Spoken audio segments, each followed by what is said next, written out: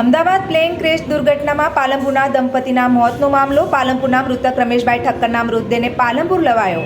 પાલનપુર લક્ષ્મણ ટેકરી ખાતે તેમના નિવાસ સ્થાને મૃતદેહ લવાયો. તો અમદાવાદ પ્લેન ક્રેશ દુર્ઘટનામાં લાભુબેન ઠક્કર અને રમેશભાઈ ઠક્કર બંને પતિ પત્નીનું મોત થયું હતું. લાભુબેન ઠક્કરના DNA મેચ ન થતાં તેમનો મૃતદેહ હજી સોંપાયો નથી, પરંતુ પાલનપુર લક્ષ્મણ ટેકરી નિવાસ સ્થાને અંતિમ વિધિ માટે સગા સંબંધી સહિત લોકો જોડાયા.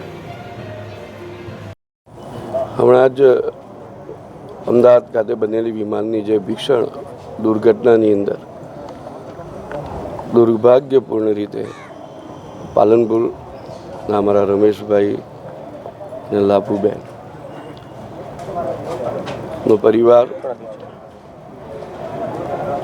દુર્ઘટનામાં મૃત્યુ પામ્યો હતો.